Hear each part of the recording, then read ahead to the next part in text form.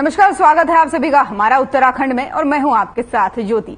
चलिए रुक करेंगे खबरों का। उत्तराखंड में बीजेपी बागेश्वर उपचुनाव जीतने के बाद उत्साह के साथ ही लोकसभा चुनाव की तैयारी में जुट गई है। बीजेपी के प्रदेश अध्यक्ष महेंद्र भट्ट की माने तो पहले चरण में टिहरी लोकसभा स्तर पर और विधायक और लोकसभा के पदाधिकारी मौजूद रहेंगे। वहीं भाजपा प्रदेश अध्यक्ष ने कहा है कि कल इस बैठक में केंद्रीय मंत्री धर्मेंद्र प्रधान भी मौजूद रहेंगे और उनकी तरफ से भी कुछ दिशा निर्देश और सुझाव पार्टी कार्यकर्ताओं को दिए जाएंगे। भारतीय जनता पार्टी एक कार्यक्रम के बाद दूसरे कार्यक्रम की तैयारी में लग जाती है और कल से हमारी लोकसभा स्तरीय बैठकें हैं। सेवा पखवाड़ा कार्यक्रम की दृष्टिगत साथ साथ नगर पंचायत, नगर पालिका और लोकसभा चुनाव की दृष्टि से आगामी माह में चलने वाले कार्यक्रमों का स्वरूप तय करेंगे। कल प्रातः 9:30 बजे पहले लोकसभा के सांसद, हमारे जो राज्यसभा के सांसद जिन्हें जो जिला अडॉप्ट किया है उस जिले के सांसद, हमारे प्रदेश के लोकसभा के पदाधिकारी जो उस लोकसभा में रहते हैं और सारे विधायकों की बैठक हमारी कल से रहेगी। कृषि एवं ग्राम्य विकास मंत्री गणेश जोशी ने कैंप कार्यालय में बैठक की। दरअसल नवंबर में आयोजित होने वाली जीआई महोत्सव की तैयारियों के संबंध में प्रधानमंत्री मोदी के पूर्व सलाहकार भास्कर खुल्बे सहित विभागीय अधिकारियों के साथ बैठक की। वहीं बैठक के दौरान मंत्री गणेश जोशी ने जीआई महोत्सव की तैयारियों को लेकर अधिकारियों को आवश्यक दिशा निर्देश दिए। वहीं मंत्री ने अधिकारियों को जीआई महोत्सव के संबंध में आपसी समन्वय बनाकर कार्य करने के निर्देश दिए। जीआई रजिस्ट्री विभाग भारत सरकार ने 17 से 21 नवंबर तक 5 दिवसीय जीआई महोत्सव का भव्य आयोजन देहरादून में किया जाएगा। मड़ुआ, झिंगोरा, गहज, लाल चावल, काला भट्ट, माल्टा, चौलाई, लखोरी मिर्च, पहाड़ की तोड़दार, ब्रास, जूस, आड़ू, लीची और बड़ी नाक की चाय। इस प्रकार जो है राफ्ट के बंद, पिछोड़ा, लकड़ी के अन्य बंद, अंगूठा जिसमें होते हैं, ये इंडस्ट्री वाक्य हैं। और इसके लिए 17 से 21 नवंबर तक एक मेला हम यहाँ पर लगाने जा रहे हैं और उस दिन हमें भारत सरकार के द्वारा इसके सर्टिफिकेट इश्यू होंगे। कर्णप्रयाग ग्वालदम राष्ट्रीय राजमार्ग पर नवगांव और नारायण बगड़ के बीच मोड़ा छीणा के समीप नारायण बगड़ की ओर से आ रहे ब्लॉक कर्मचारियों के वाहन पर अचानक ऊपर से पत्थर गिरने से कार बुरी तरह से क्षतिग्रस्त हो गई। लेकिन गनीमत रही कि कार सवार सभी बाल बाल बच गए, लेकिन उन्हें मामूली चोटें आईं और कार को भारी क्षति पहुंची है। घटना की सूचना पर स्थानीय लोग, ब्लॉक कर्मचारी, जनप्रतिनिधियों ने घटनास्थल की ओर से जाकर घायलों को अस्पताल पहुंचाया। इस दौरान हाईवे पर दोनों ओर से वाहनों की लंबी कतारें लग गई। वहीं बीआरओ ने दुर्घटना पर जेसीबी मशीन के जरिए पत्थर और कार को हटाकर आधे घंटे के बाद हाईवे पर यातायात व्यवस्था को सही कराया।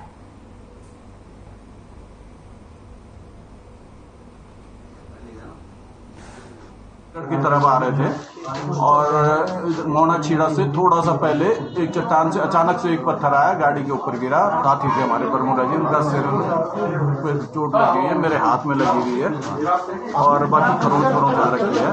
गाड़ी का पूरा नुकसान हो रखा, आगे का शीशा भी टूटा हुआ है, आगे जो है अगला हिस्सा पूरा खत्म है, पिछला हिस्सा भी पूरा खत्म था। हमने तो पत्थर देखा ही नहीं, हम तो आराम से जो है वहाँ पे खड्डे हैं तो हमने सेकेंड गियर डाला, हम आराम से खड्डों से निकल रहे थे।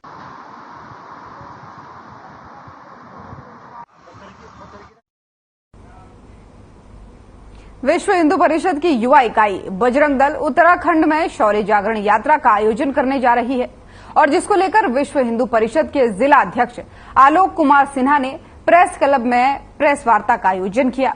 उन्होंने बताया कि शौर्य यात्रा 19 सितंबर 2023 को बद्रीनाथ में प्रारंभ होकर संपूर्ण उत्तराखंड प्रांत के जनपदों से गुजरते हुए 6 अक्टूबर को हरिद्वार पहुंचेगी, जहां इसका समापन होगा।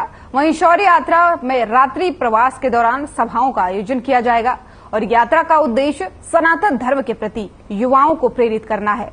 इसी के साथ ही धर्मांतरण, गौहत्या, सनातन धर्म की रक्षा, लैंड जिहाद जैसे कई मुद्दों से युवाओं को प्रेरित करना है।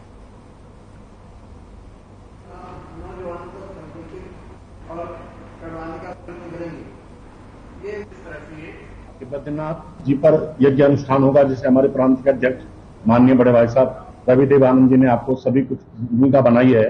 उसमें जो प्रारंभ होगा बद्रीनाथ में यज्ञ अनुष्ठान के द्वारा देश का बड़ा सिद्धपीठ है, वहां से हम प्रारंभ करेंगे। और दूसरा विषय जो आपने बोला, ये जिस तरह से अभी अध्यक्ष जी ने हमारे बताया, चमोली बद्रीनाथ, जोशीमठ, पीरपल कोटी, चमोली नंदप्रयाग, कुमाऊं और गढ़वाल दोनों के उसमें होकर के हमारे विश्व हिंदू परिषद के संघ की दृष्टि से 23 जनपद है, वैसे 13 जनपद है उत्तराखंड के। इन 23 के 23 जनपदों में ये शौर्य यात्रा जाएगी। कभी भी नहीं थे और अभी भी नहीं है। जितने नहीं मानने से क्या होता है।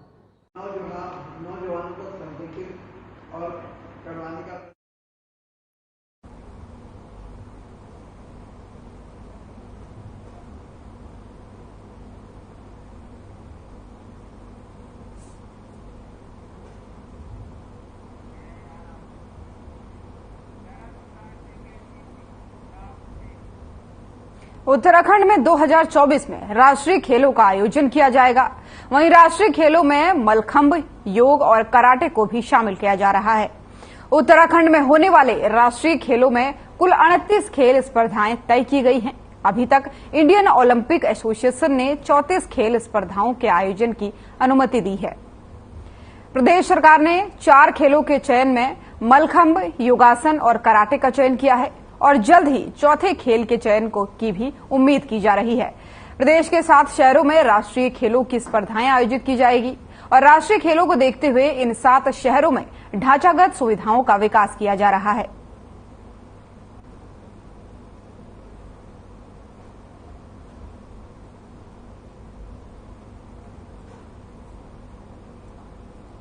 देखिए, 38वें राष्ट्रीय खेल की मेजबानी तो उत्तराखंड को मिल चुकी है। सीएम साहब, माननीय मुख्यमंत्री जी ने इस पे अनुमोदन भी दिया है और पिछली जो मीटिंग हुई थी माननीय मुख्यमंत्री जी की अध्यक्षता में, उसमें उन्होंने बहुत स्पष्ट निर्देश दिए थे कि खेल विभाग इसको पूरी तन्मयता से इसको कराए और भव्य दृष्टिकोण से इसको आयोजित करना है। उसकी जो भी तैयारियां हैं उसको युद्ध स्तर पर पूरी करें।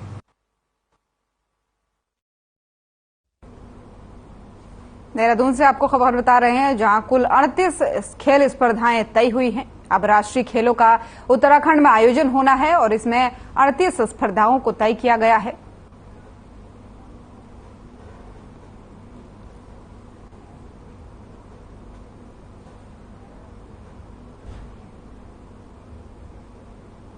तो देहरादून से आपको एक खबर बता रहे हैं, जहां राष्ट्रीय खेलों का आयोजन किया जाएगा और उत्तराखंड खेलों की मेजबानी करेगा।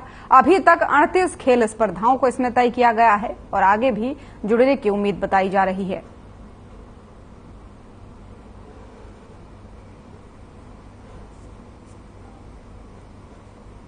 और जोशीमठ आपदा पर एक बार फिर से सियासी घमासान देखने को मिल रहा है। आपदा को कई महीने बीत गए हैं, लेकिन लोगों की समस्याओं का अभी तक समाधान नहीं हो पाया है। स्थानीय विधायक राजेंद्र भंडारी ने कहा कि 400 से ज्यादा परिवारों को आपदा प्रभावितों के रूप में चिन्हित किया गया है, लेकिन अभी तक केवल 80 परिवारों को मुआवजा दिया गया है। उन्होंने आरोप लगाया है कि पगनो गांव भी पूरी तरह से प्रभावित हुआ, लेकिन सरकार उसकी भी सुध नहीं ले रही है। वहीं इस मामले को लेकर बीजेपी का कहना है कि कांग्रेस के नेता भ्रामक खबरें फैला रहे हैं और बीजेपी प्रदेश अध्यक्ष महेंद्र भट्ट ने बताया है इस मामले को लेकर कि जितने लोगों को चिन्हित किया गया है उन सभी को मुआवजा दिया जा चुका है और साथ ही सरकार आपदा प्रभावितों के प्रति गंभीर तरीके से काम कर रही है और पगनौ गांव के विस्थापन को लेकर सरकार जल्द कोई निर्णय लेगी।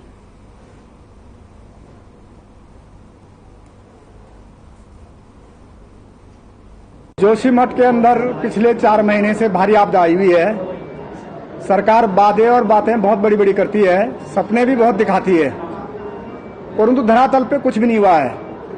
केवल 80-82 परिवारों को मुआवजा दिया गया है और 400 से ऊपर परिवार जो है नामांकित है, रेखांकित है, आइडेंटिफाई है, उनको आज तक मुआवजा नहीं मिल पाया और ये बहाना लगाया जा रहा है कि सरकार के पास पैसा नहीं है। अब हकीकत क्या है ये तो सरकार जाने। जोशीमठ आपदा से बुरी तरह से ग्रस्त है, लैंडस्लाइड हो रही है, आज भी खिसक रहा है। सुनील के अंदर अभी 1 महीने पहले बहुत बड़ा जो है लैंडस्लाइड हुआ है। एक एक व्यक्ति को जो प्रभावित श्रेणी में आते थे उनको सरकार द्वारा सुविधा दी गई है। लैंड से संबंधित विषय को भी अब सुविधा दिया गया है बहुत जल्दी, और ये पहली बार है आपदा में अभी तक के मानकों के अनुसार सर्वाधिक धनराशि अगर कहीं दी गई है तो जोशीमठ आपदा में दी गई। 4 बजे समारोह आपका।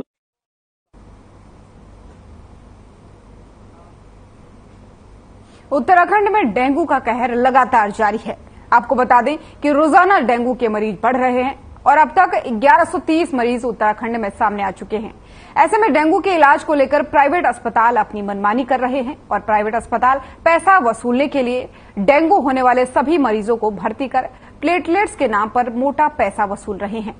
वहीं प्राइवेट मरीजों की मनमानी को देखते हुए, प्राइवेट हॉस्पिटल की मनमानी को देखते हुए स्वास्थ्य विभाग ने अभी शिकंजा कसने के लिए डेंगू को लेकर गाइडलाइन जारी कर दी है, जिसके मुताबिक सभी अस्पतालों को निर्देश दे दिए गए हैं कि डेंगू की गाइडलाइन का पालन किया जाए।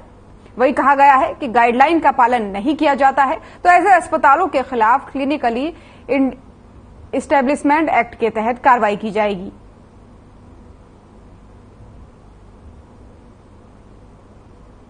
ये प्राविधान है, हमने इंस्ट्रक्शन जारी किए कि 10,000 से जब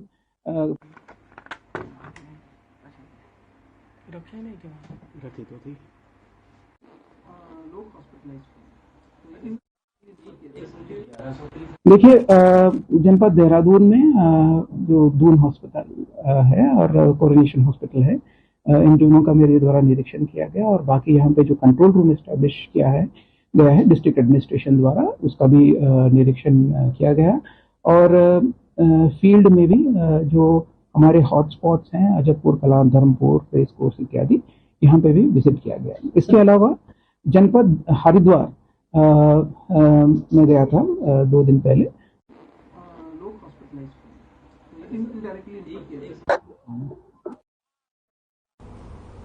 देहरादून के जिलाधिकारी कार्यालय में जनता दरबार लगाया गया, जहां जिलाधिकारी सोनिका ने जनता से जुड़ी तमाम परेशानियों को सुना और उनका त्वरित निस्तारण करने के लिए अधिकारियों को निर्देश भी दिए।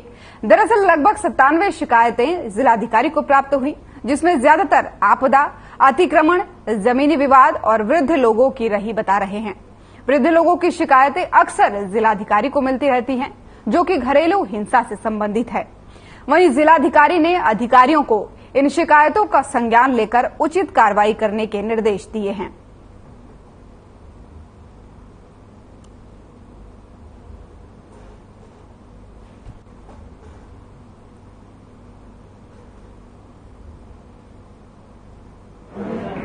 करीबन 97 शिकायतें हैं आज हमारी और हर तरह की शिकायत है। आपदा से रिलेटेड है, एनक्रोचमेंट से रिलेटेड है, लैंड डिस्प्यूट से रिलेटेड है, सीनियर सिटीजन से रिलेटेड काफी शिकायतें आ रही हैं, जिसमें कि घर में डोमेस्टिक वायलेंस या कुछ इस तरह की चीजें हो रही हैं।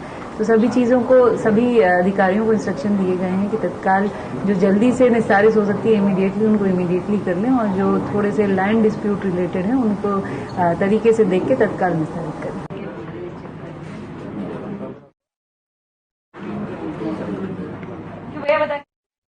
देहरादून से आपको खबर बता रहे हैं, जहां जनता दरबार का आयोजन किया गया और इस दौरान डीएम ने कई लोगों की समस्याएं सुनी और समस्याएं सुनने के बाद कई लोगों की समस्याओं का मौके पर ही निस्तारण किया।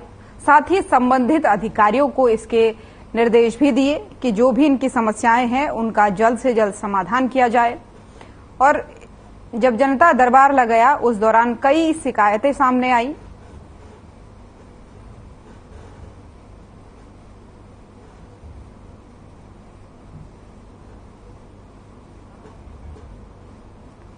तो जनता दरबार के दौरान डीएम सोनिका ने लोगों की समस्याएं सुनी और मौके पर ही कई लोगों की समस्याओं का निस्तारण किया और साथ ही साथ अधिकारियों को ये सख्त निर्देश दिए कि संबंधित लोग जो भी अपनी समस्याएं लेकर के आए हैं उनकी समस्याओं का जल्द से जल्द समाधान हो।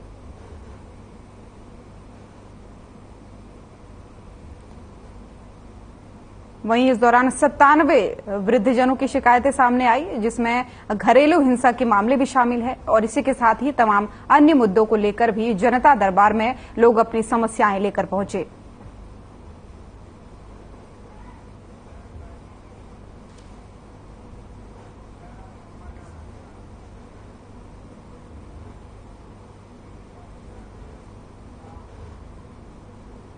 देहरादून में हुए मर्डर केस के खुलासे से खलबली मच गई है। दरअसल रविवार को पुलिस को सिरवालगढ़ में संदिग्ध अवस्था में एक महिला का शव मिला। आपको बता दें कि ये पूरा मामला प्रेम प्रसंग का है। इस खून की साजिश रचने वाला कोई और नहीं बल्कि क्लीमेंट टाउन देहरादून में लेफ्टिनेंट कर्नल के पद पर तैनात एक आर्मी अफसर है, जहां पंडितवाड़ी प्रेमनगर से आरोपी को गिरफ्तार कर लिया गया है। जिस दौरान पूछताछ में आरोपी रमेंदु उपाध्याय ने बताया कि श्रेया अक्सर शादी के लिए उस पर दबाव बनाया करती थी, जिससे परेशान होकर उसने श्रेया के मर्डर का प्लान बनाया और श्रेया को शराब पिलाकर थानो रोड पर ले गया और यहां पर हथौड़े से श्रेया के सर पर वार कर खूनी उसे मौत के घाट उतार दिया।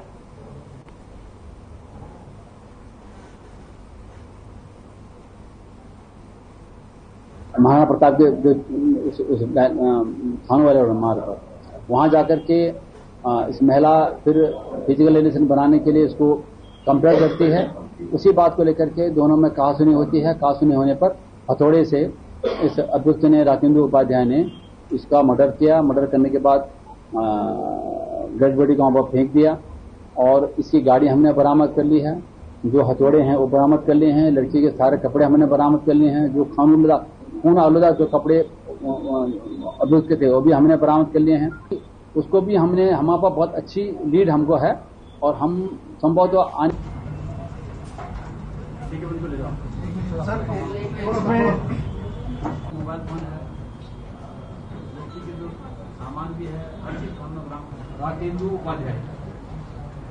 देहरादून से आपको खबर बता रहे हैं, जहां एक महिला का संदिग्ध अवस्था में शव मिला, जिसके बाद से पुलिस ने मामले का खुलासा किया। तो मामला प्रेम प्रसंग का बताया जा रहा है, जहां आरोपी ने प्रेमिका के सर पर हथौड़े से वार करके उसे मौत के घाट उतार दिया।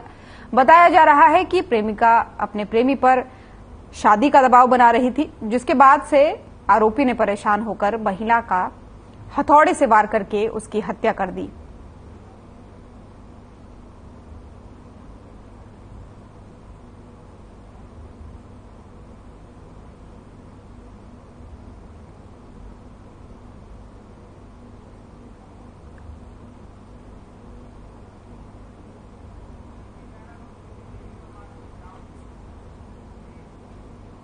हरिद्वार के सिडकुल थाना क्षेत्र में दबंगों के हौसले बुलंद हैं। यहां पर एक मामला सामने आया है, जहां घटना वहां लगे सीसीटीवी कैमरे में कैद हो गई। वहीं पीड़ित पिता का आरोप है कि कई बार पुलिस को सूचना देने के बाद भी पुलिस मौके पर काफी देर से पहुंची, जिस कारण उनके बेटे को दबंगों ने बड़ी ही बेरहमी से पीटा। साथ ही पीड़ित पिता का कहना है कि मेरे बेटे की स्कूटी दुकान के बाहर खड़ी हुई थी। कुछ युवक मोटरसाइकिल से वहां पर आए और उनको मेरे बेटे ने कहा कि सड़क पर गाड़ी खड़ी मत करो, जिससे ट्रैफिक व्यवस्था ना बिगड़े।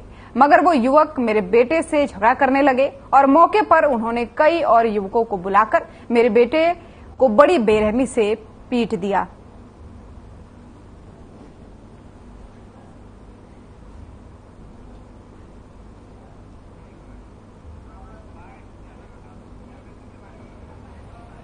मेरे बेटे की स्कूटी दुकान के आगे खड़ी हुई थी। मैं बेटे ने कहा कि ना भैया ये मोटरसाइकिल रोड पे मत खड़ी करो, थोड़ा साइड में खड़ी कर लो, जिससे ट्रैफिक को आने जाने में दिक्कत हो रही है। पर वे लोग अपनी हठमर्दी दिखाते हुए हमको बार बार प्रेरित करते रहे। उसने कहा तू कौन होता है हमको हटाने वाला। बेटे ने भाई से बोला भैया ऐसा नहीं करो, परंतु वो लोग अपने आवेश में थे। उस टाइम 3 लोग थे में। उसके बाद उन्होंने जब बेटे ने मना किया तो उन्होंने फोन किया। फोन करने के उपरांत कम से कम 10-12 की स्टार्ट हुई। उसके बाद फिर 50 हो गए।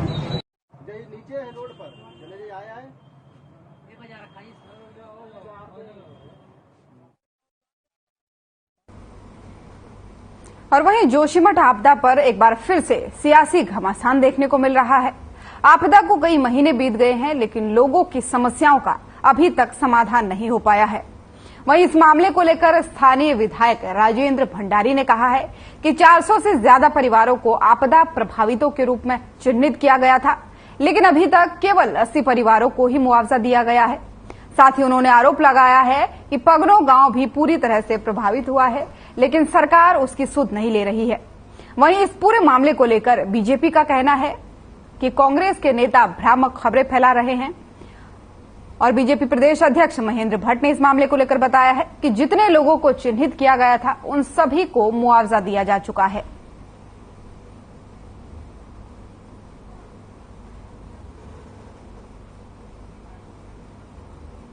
तो जोशीमठ आपदा को लेकर अभी तक सियासत जारी है। आपदा को कई महीने बीत चुके हैं, लेकिन बीजेपी और कांग्रेस एक दूसरे पर पलटवार कर रही है। कांग्रेस का कहना है कि 400 परिवारों को चिन्हित किया गया था, लेकिन अभी तक केवल 80 परिवारों को मुआवजा दिया गया है। लेकिन बीजेपी का कहना है कि जितने परिवारों को चिन्हित किया गया था, फिलहाल सभी को मुआवजा दिया जा चुका है। अब इस मामले को लेकर लगातार सियासत जारी है। एक तरफ बीजेपी का कहना है कि सभी को मुआवजा मिल गया है, दूसरी तरफ कांग्रेस आरोप लगा रही है।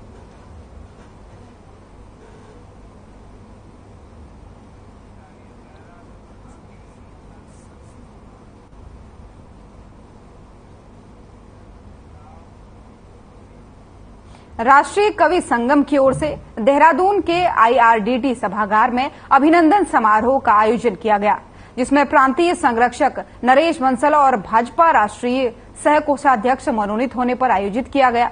कार्यक्रम में पूर्व मुख्यमंत्री भगत सिंह कोश्यारी, भाजपा प्रदेश अध्यक्ष महेंद्र भट्ट समेत तमाम भाजपा के वरिष्ठ नेता उपस्थित रहे।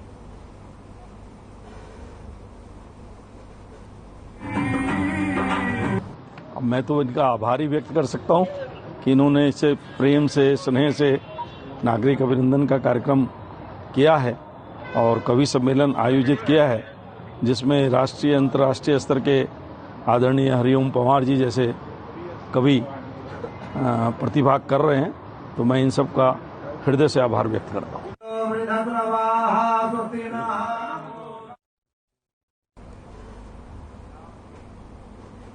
श्री सनातन धर्म मंदिर सभा की तरफ से रविवार को भगवान श्री कृष्ण की डोली धूमधाम से निकाली गई। इस मौके पर हजारों की संख्या में पहुंचे श्रद्धालुओं ने भगवान कृष्ण के दर्शन किए और प्रसाद ग्रहण किया। आपको बता दें कि मसूरी में पिछले 165 सालों में लगातार कन्हैया की डोली निकाली जा रही है और इस मौके पर जौनपुर, जौनसार, टिहरी, देहरादून आदि क्षेत्रों से बड़ी संख्या में श्रद्धालु कन्हैया की डोली देखने पहुंचते हैं। माल रोड पर बैंड बाजे और पारंपरिक ढोल दमाओं के साथ कन्हैया की दर्जन भर आकर्षक झांकियां लोगों का आकर्षण का केंद्र बन रही है। वहीं उत्तराखंड के गढ़वाली नृत्य ने सभी के मन को मोह लिया। भारी भीड़ को देखते हुए स्थानीय प्रशासन और पुलिस ने पुख्ता इंतजाम किए थे। शोभा यात्रा में भगवान कृष्ण के जीवन से जुड़ी झांकियां खासा रूप से तैयार की गई थी।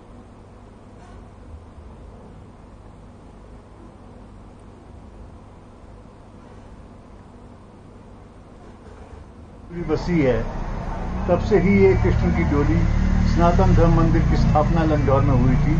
तब से कृष्ण भगवान की डोली जन्माष्टमी के ठीक अगले इतवार को निकलती है। उस समय अंग्रेज लोग इस डोली को निकालने के विरोधी थे, तो हमारा अखाड़ा सबसे आगे चलता था, जो युद्ध शैली में पारंगत था, और उन्होंने कह रखा था कि डोली को हम किताबघर तक पहुंचा के, कपूरथला स्टेट तक पहुंचा के और वापस लाएंगे।